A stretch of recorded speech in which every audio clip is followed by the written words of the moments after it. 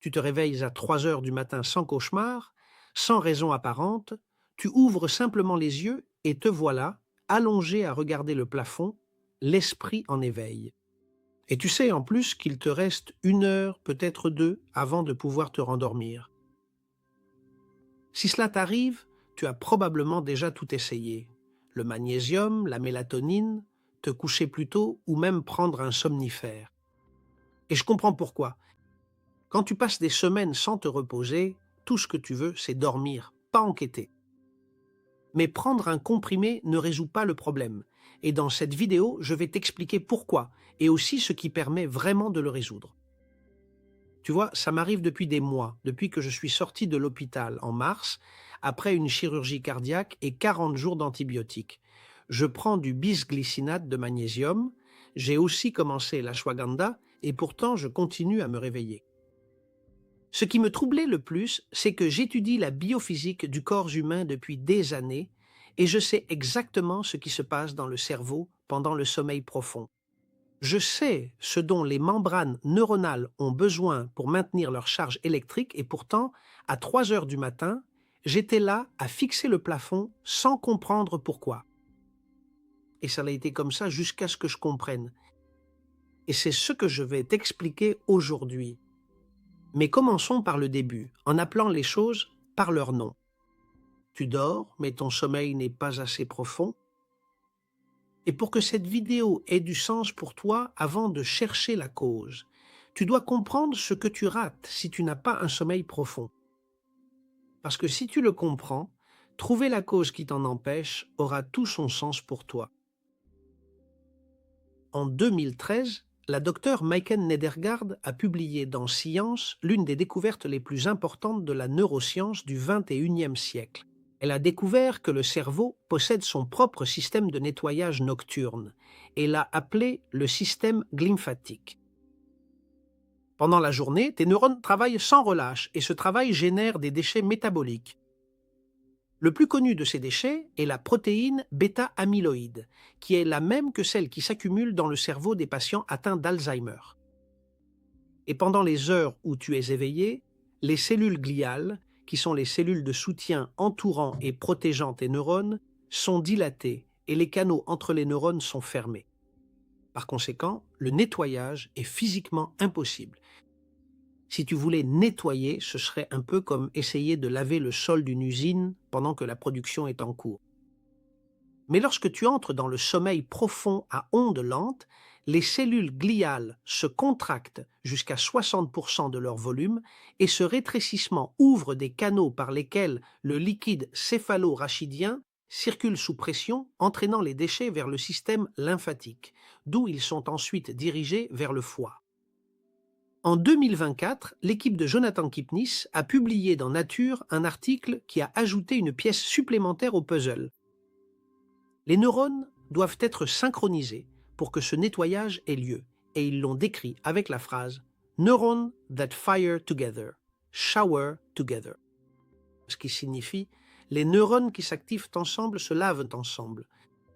Et pour que tu puisses mieux le visualiser, imagine les neurones non seulement comme des cellules qui transmettent de l'information, mais aussi comme un réseau de pompes biologiques qui, lorsqu'elles s'activent de manière rythmique et synchronisée, surtout pendant les ondes lentes du sommeil profond, créent des vagues de mouvement dans le liquide qui baigne ton cerveau.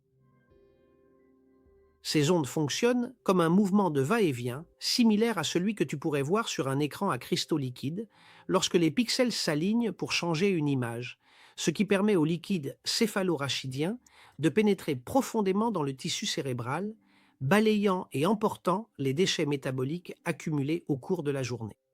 Et ici, je reviens à la phrase « Les neurones qui s'activent ensemble se lavent ensemble ». La clé du nettoyage n'est pas seulement le sommeil, c'est aussi le rythme synchronisé de cette activité neuronale. Et en 2025, le propre groupe de Nedergaard a publié quelque chose qui aurait dû faire la une de tous les journaux, mais qui n'est pas sorti. La grande majorité des somnifères les plus couramment utilisés viennent malheureusement interrompre ce processus vital de nettoyage. Tu as la possibilité d'aller te coucher. de rester totalement inconscient pendant 8 heures d'affilée. Et pourtant, ton cerveau ne se nettoiera pas une seule petite minute. C'est parce qu'en réalité, tu ne profites pas d'un véritable sommeil réparateur. Tu es simplement dans un état anesthésié. Et ici, nous arrivons au point qui relie tout, car la question qui reste en suspens est: qu'est-ce qui détermine si cette synchronisation neuronale a lieu ou non? Et pourquoi, chez certaines personnes, le système glymphatique s'active-t-il efficacement et chez d'autres non? La biophysique a une réponse très précise à cela. Les ondes lentes du sommeil profond ne se génèrent que lorsque le potentiel de membrane de tes neurones est suffisamment élevé, c'est-à-dire lorsque la charge électrique de chaque neurone est proche des moins 70 millivolts d'une cellule saine, et en dessous de ce seuil, les ondes lentes ne se produisent pas. Le système glymphatique ne s'active pas et les déchets de la journée restent à l'intérieur. Le voltage neuronal n'est pas un concept abstrait, c'est la condition physique qui rend possible ou impossible le nettoyage de ton cerveau chaque nuit. Et ce qui détermine ce voltage, ce n'est pas un médicament, c'est ton métabolisme. Mais tu vois, avant d'entrer dans les causes, il y a quelque chose que je dois te dire, parce que lorsque j'ai mentionné que dernièrement je me réveille chaque nuit à 3 heures du matin, il y en a qui m'ont dit: « Eh bien, avant c'était comme ça, et ce qui est étrange, c'est de dormir d'une traite. » Et en vérité, ils ont raison, mais seulement en partie. Parce que jusqu'au XIXe siècle, le schéma de sommeil dominant en Europe n'était pas ce bloc continu de 8 heures que nous considérons aujourd'hui comme normal, mais un schéma en 2 phases, un premier sommeil d'environ 4 heures, puis un réveil d'1 à 2 heures, suivi d'un second sommeil jusqu'à l'aube. L'historien Roger Eckrich a documenté ce schéma dans des centaines de textes médiévaux et modernes, dans des journaux personnels, des registres médicaux et de la littérature. Les gens se réveillaient, priaient, parlaient avec leurs partenaires, faisaient l'amour et se rendormaient sans aucun problème. Et en 1992, le psychologue Thomas Weir l'a démontré en laboratoire. Ce qu'il a fait, c'est priver des volontaires de lumière artificielle pendant des semaines et ils ont spontanément retrouvé ce schéma biphasique. C'est-à-dire qu'ils ne l'avaient pas appris, ils l'ont simplement retrouvé. Et ce qui a détruit ce schéma, ce n'est pas la biologie, c'est l'ampoule, la lumière artificielle. C'est elle qui a prolongé la journée active, comprimé le sommeil en un seul bloc et redéfini comme pathologique ce qui, pendant des siècles, avait été parfaitement naturel. Ainsi, oui, se réveiller à 3 heures du matin pourrait, en principe, être une expression de ta biologie ancestrale. Mais il y a une différence fondamentale entre le sommeil biphasique historique et ce qui arrive à la plupart des personnes qui m'écrivent pour me raconter qu'elles se réveillent au milieu de la nuit. Tu vois, dans le sommeil biphasique, le réveil est paisible, l'esprit n'est pas agité et le corps se rendort facilement en 20 ou 30 minutes sans aucun effort.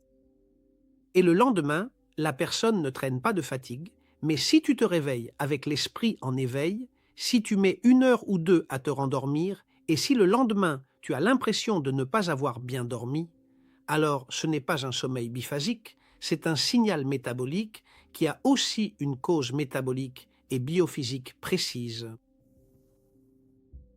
Et c'est exactement de cela dont je vais te parler maintenant.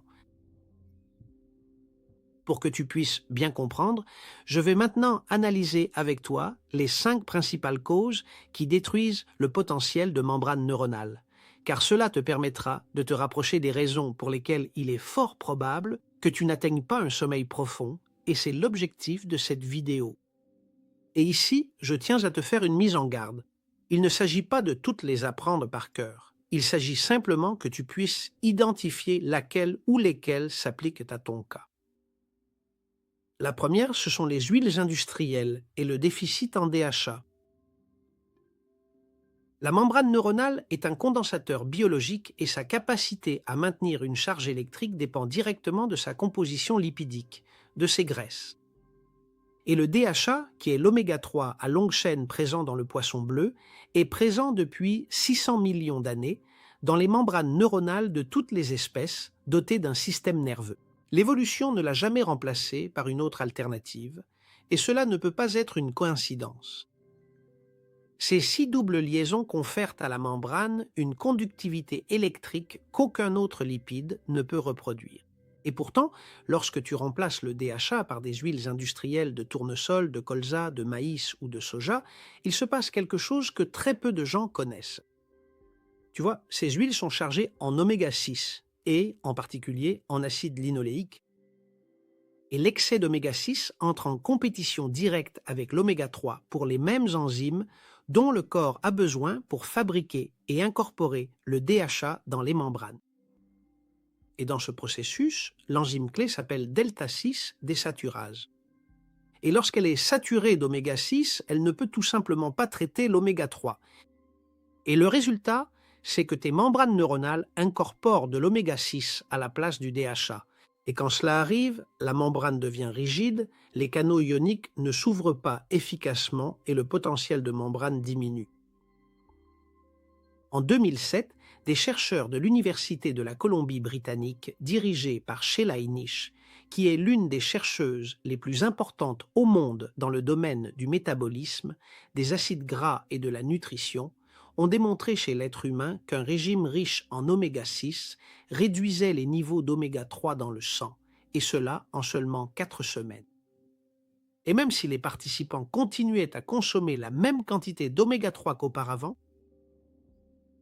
avec cette information, tire tes propres conclusions. Quel est le signal d'alarme que tu pourrais ressentir si tu es un grand amateur d'huiles industrielles? Brouillard mental chronique, humeur instable et difficulté à te concentrer. Et cela pourrait te surprendre que cela affecte ton humeur, mais en réalité, l'humeur dépend d'une communication synaptique irréprochable. Et lorsque la membrane, qui est comme le câblage de tes neurones, perd sa connectivité à cause d'un déficit en DHA, la transmission des neurotransmetteurs devient erratique, et cela se manifeste par une instabilité émotionnelle et des difficultés de concentration. Et le fait de suivre une alimentation habituelle composée de produits emballés ou frits dans de l'huile végétale industrielle a également un impact. Passons à la deuxième cause, les glucides raffinés et la glycémie nocturne. Une étude, dans ce cas de l'Université de Columbia, publiée en 2020 et menée auprès de plus de 50 000 femmes participantes à la Women's Health Initiative, a documenté que plus l'indice glycémique de l'alimentation est élevé, plus le risque d'insomnie augmente. Et sûrement, en m'entendant te dire cela, tu te demandes quel est le mécanisme qui l'explique. Eh bien, c'est très simple. Le glucose augmente rapidement et l'insuline entre en action pour le faire chuter brusquement. Et cette chute active le cortisol et l'adrénaline, qui sont les hormones d'alerte interrompant le sommeil profond. D'autre part, et en opposition à l'étude précédente, une revue publiée dans Frontier in Nutrition en 2022 a confirmé que les régimes pauvres en glucides augmentent le temps de sommeil à ondes lentes, qui est précisément le sommeil qui nettoie le cerveau. Quels devraient être tes signaux d'alarme dans ce cas? Tu t'endors bien, mais tu te réveilles au milieu de la nuit avec faim ou le cœur qui bat vite, et ton dîner habituel a inclus du pain, des pâtes, du riz ou quelque chose de sucré. Troisièmement, la déminéralisation. Les électrolytes, qui sont essentiellement le sodium, le potassium, le magnésium et le calcium, sont la matière première du voltage cellulaire. Sans eux, la pompe sodium-potassium ne fonctionne pas et le potentiel de membrane chute. Lorsque tu consommes de l'eau à faible minéralisation, cette eau arrive dans l'organisme sans minéraux. Et ce que fait l'organisme dans ce cas, c'est chercher les minéraux dans tes tissus. Et une fois localisés, les électrolytes se dissolvent dans cette eau, puis sont éliminés par l'urine. Une revue publiée dans PMC a documenté que la consommation prolongée d'eau déminéralisée entraîne un déficit progressif en électrolytes, mais il est clair que je n'ai pas besoin de te le prouver, car je suis sûr que cela te paraît déjà évident. C'est toi-même qui les dissous en buvant une eau non minéralisée. Et quels devraient être tes signaux d'alarme dans ce cas? Crampes nocturnes, fatigue sans cause apparente et cellulite. Oui, la cellulite. Parce que tu vois, la cellulite n'est pas une accumulation de graisse, c'est de la pure physique. Et lorsque tu manques d'électrolytes, l'eau de ton corps perd ses repères. Par osmose, qui est simplement la tendance de l'eau à se déplacer vers là où il y a une plus grande concentration de minéraux, l'eau quitte l'espace extracellulaire et se dirige vers l'endroit où elle trouve plus de minéraux, c'est-à-dire à l'intérieur des cellules, et les cellules gonflent. Et lorsqu'une cellule gonfle, elle pousse vers l'extérieur le tissu qui l'entoure, et ce que tu vois à la surface, c'est ce que nous appelons la cellulite, qui n'est pas de la graisse emprisonnée, mais un tissu déformé par des cellules qui accumulent de l'eau arrivée là parce que l'espace qui les entoure s'est retrouvé sans électrolytes. Et en plus de ce qui se voit de l'extérieur, il y a quelque chose de plus grave qui ne se voit pas. Une cellule inondée d'eau ne peut pas maintenir son gradient électrique, la tension chute et sans tension, le sommeil profond n'arrive pas. Quatrième cause, l'acidification métabolique. Le corps possède un système d'équilibre interne très précis et le pH est l'échelle qui mesure si un milieu est acide ou alcalin. 0 correspond à un acide pur et 14 à un alcalin pur. Et 7 est le point neutre.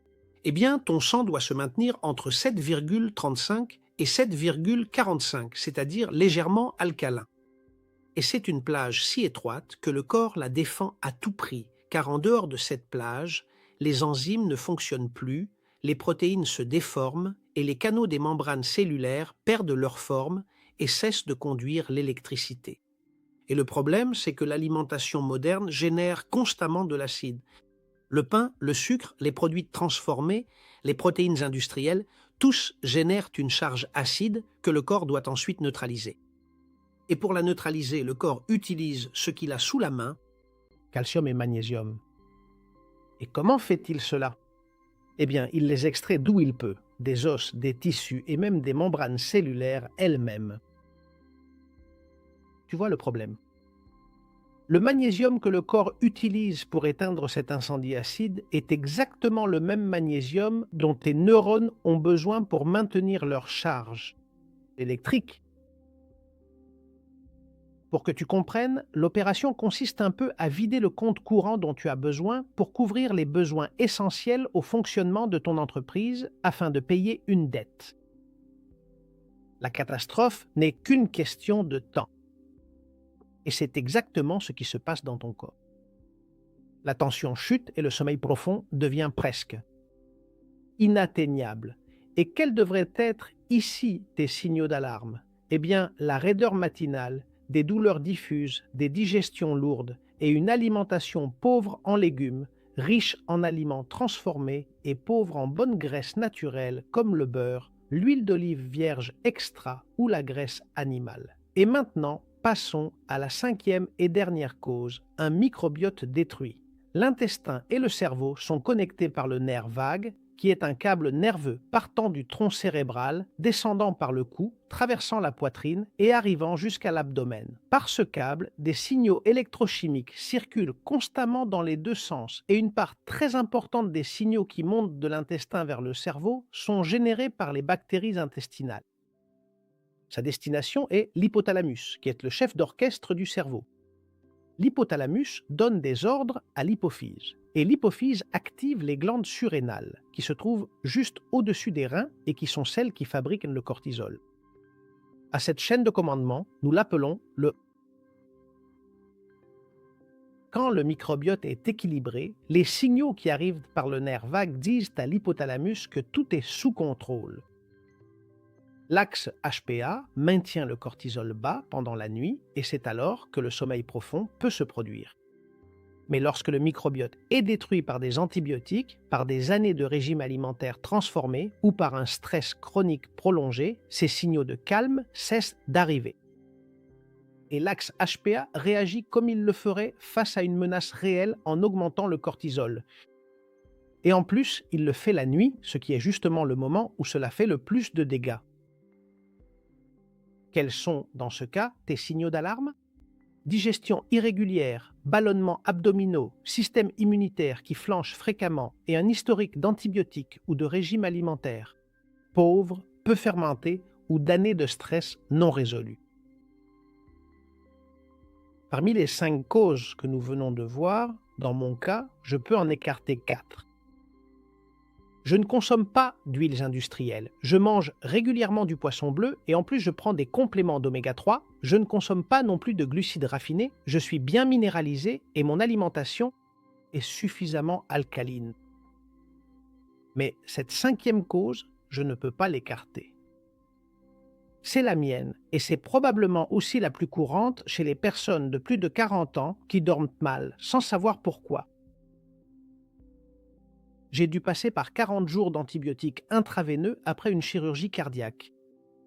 Et ces semaines ont laissé ma microbiote complètement détruite, mon air vague a cessé de recevoir les signaux de calme que produisaient les bactéries intestinales et l'axe HPA s'est retrouvé sans régulation. Le résultat, c'est ce qui m'arrive chaque nuit à 2 ou 3 heures du matin. Le cortisol monte trop tôt et me réveille.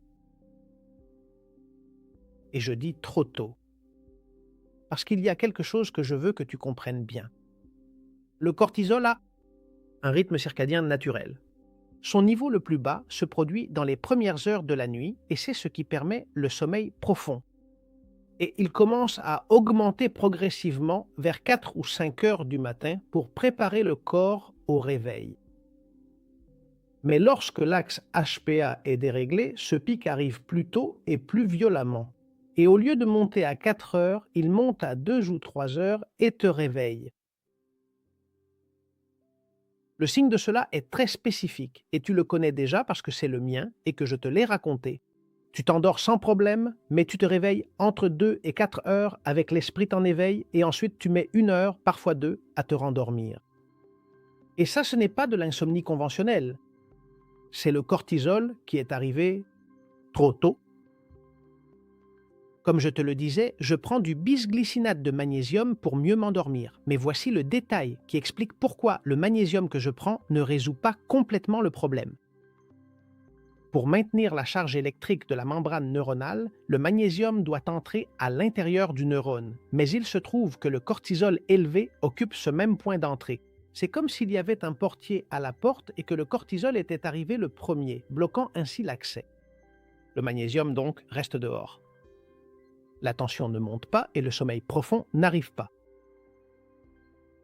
Ce n'est donc pas que le magnésium ne fonctionne pas, c'est qu'il y a un concurrent plus fort qui bloque son action. Et les symptômes qui me confirment que c'est bien ce qui m'arrive sont très précis. J'ai de la fibromyalgie depuis l'opération.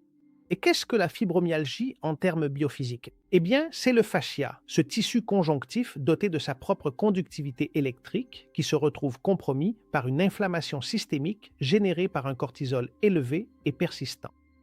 Et je ressens de l'inflammation dans les poignets et les doigts à la fin de la journée, mais elle disparaît après une bonne nuit. C'est-à-dire que j'ai besoin que mon système lymphatique fonctionne et draine ce qui s'est accumulé pendant les heures d'activité, et qu'il le fasse lorsque je suis en position horizontale. Il en va de même pour le liquide abdominal qui s'accumule durant la journée, et la nuit, les 2 processus se résolvent par le même mécanisme. Autrement dit, il ne s'agit pas de symptômes différents, mais d'un même terrain inflammatoire qui s'exprime dans les points les plus faibles. Mais tout finit par converger vers un même endroit, un potentiel de membrane insuffisant pour générer des ondes lentes avec la profondeur et la durée nécessaires. Le système lymphatique fonctionne, mais pas aussi bien qu'il le devrait, et chaque interruption du sommeil est en plus une pause dans le nettoyage, ce qui signifie que les déchets de la journée ne sont pas complètement éliminés. Et ce qui n'est pas éliminé s'accumule nuit après nuit. Le signal, c'est le sommeil qui est interrompu. La raison qui l'explique est une tension réduite. Cependant, la cause principale, celle qui s'avère être la plus cruciale de toutes, réside dans un métabolisme qui a été gravement compromis. Mais avant d'entrer dans l'intervention et le protocole que je vais te proposer, je veux faire une pause un instant.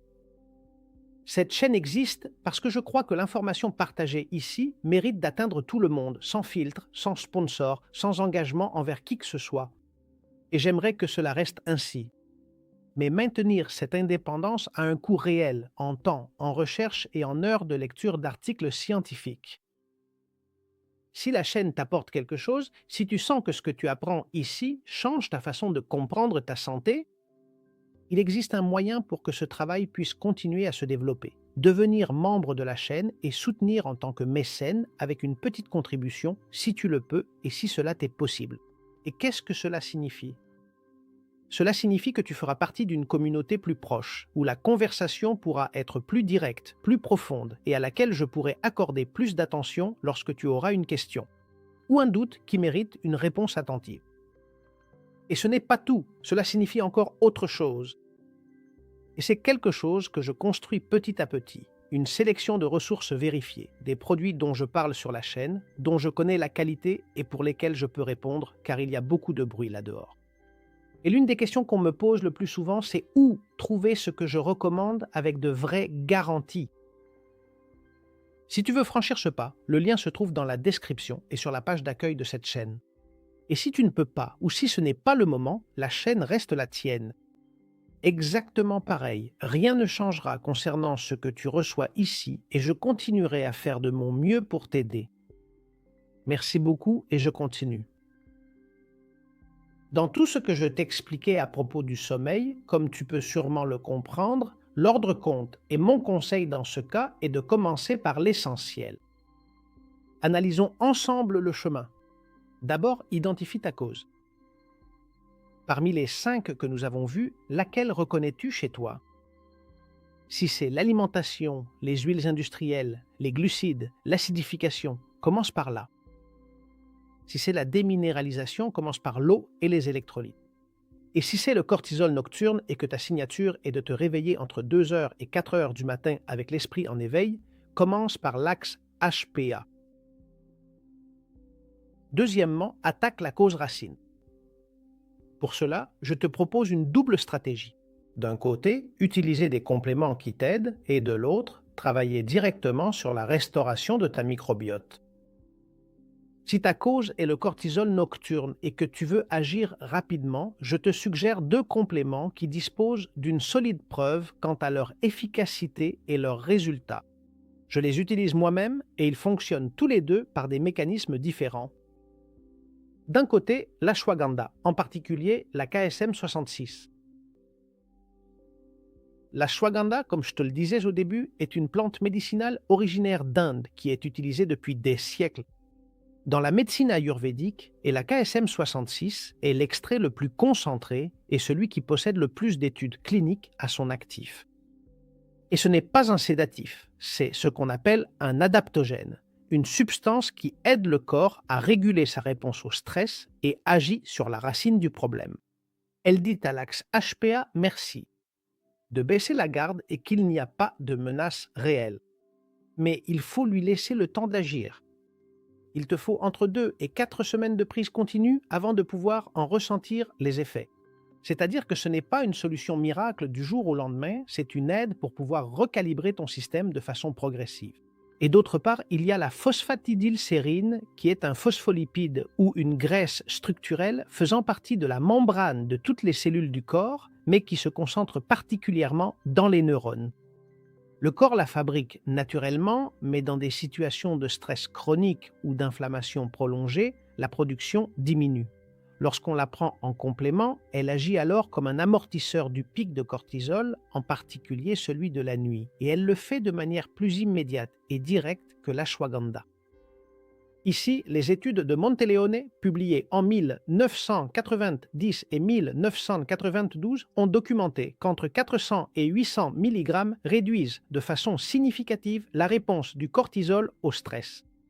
Et, comme je te le disais, cela agit dès la première nuit où tu la prends. Et prises ensemble, 2 heures avant d'aller te coucher, elles se complètent parfaitement.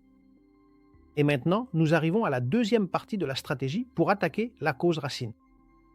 Pour commencer, si ta cause est une microbiote détruite par des antibiotiques, par des années de régime alimentaire industriel ou par un stress chronique, comme c'est mon cas, garde une chose à l'esprit et sois-en bien conscient, car c'est probablement la chose la plus importante que je vais te dire. Le problème, tu ne vas pas le résoudre avec un flacon de probiotiques de pharmacie. Parce que la majorité des probiotiques en gélules n'arrivent pas vivants jusqu'à l'intestin, l'acide gastrique les détruit avant qu'ils n'y parviennent, et les rares qui y arrivent sans la nourriture dont ils ont besoin pour survivre et pour coloniser. Et ici, avant de continuer, je vais te faire une distinction que beaucoup de gens confondent. Une chose, ce sont les prébiotiques, et une autre, les probiotiques. Les prébiotiques sont la nourriture des bactéries bénéfiques, c'est-à-dire la matière première dont elles ont besoin pour croître et se multiplier. Et les probiotiques sont les bactéries bénéfiques elles-mêmes. Sans prébiotiques, les probiotiques ne survivent pas et les deux sont complètement indissociables. Eh bien, voyons maintenant comment on reconstruit le microbiote. D'abord avec de vrais prébiotiques qui sont la nourriture pour qu'ils puissent se développer. L'ail, l'oignon, le poireau, les asperges ou la chicorée. Tous sont riches en inuline et en fructo-oligosaccharides, et ce sont les prébiotiques les plus puissants qui existent. La peau de la pomme, la carotte ou les agrumes conviennent aussi car ils sont riches en pectine, ainsi que les graines de lin et de chia. Et ici, je vais te donner une astuce que très peu de gens connaissent. La pomme de terre cuite puis refroidie pendant 12 heures au réfrigérateur où le riz cuit et refroidi de la même manière, génèrent un amidon résistant. Cet amidon n'est pas digéré par l'intestin grêle, ce qui permet à l'aliment d'arriver intact dans le côlon où les bactéries bénéfiques le fermentent et se multiplient. Ce sont d'excellents prébiotiques. Le plus efficace est le vinaigre de cidre de pomme crue, avec la mer et non pasteurisé, qui en plus régule le pH gastrique, créant l'environnement dont les bactéries bénéfiques ont besoin pour survivre, en prenant un petit shot le matin au petit déjeuner et avant le déjeuner.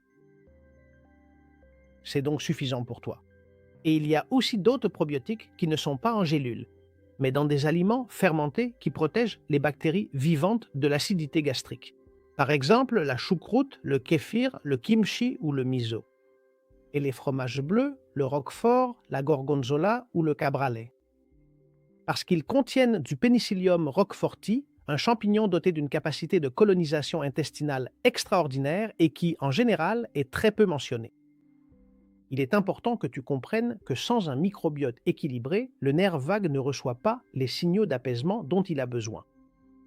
L'axe HPA ne se régule pas et le cortisol nocturne continuera d'augmenter à 3 heures du matin. Et troisièmement, n'oublie pas le magnésium et l'obscurité. C'est valable pour tout le monde, sans exception. Prends 300 à 400 mg de bisglycinate de magnésium 30 minutes avant de te coucher. Et accorde-toi 2 heures ou 1 heure de véritable obscurité avant de dormir, sans écran et sans lumière bleue. La mélatonine libérée par cette obscurité active un canal potassique spécifique dans les neurones de l'horloge cérébrale qui augmente le potentiel de membrane et prépare les ondes lentes. Sans mélatonine endogène, la tension ne montera pas et sans tension, il n'y aura pas un bon nettoyage lymphatique. Avec cela, nous sommes arrivés à la fin. La prochaine fois que tu te réveilles à 3 heures du matin, ne regarde pas le plafond avec frustration. Tu as pu identifier la cause, tu as pu l'attaquer. Et tu respectes la règle de base du magnésium et de l'obscurité. Maintenant, pose-toi simplement une question. Quel signal m'envoie mon métabolisme? Est-ce le cortisol? Est-ce le glucose? Est-ce le microbiote? S'agit-il des membranes qui n'ont pas le bon matériau? Chaque réveil nocturne a une cause biophysique précise et chaque cause a aussi une solution qui ne se trouve pas dans une boîte de pilules. Je continue à travailler sur la mienne et quand je l'aurai résolue, je te le dirai. En attendant, je te dis comme toujours, en avant, toujours en avant. Et je te lis dans les commentaires.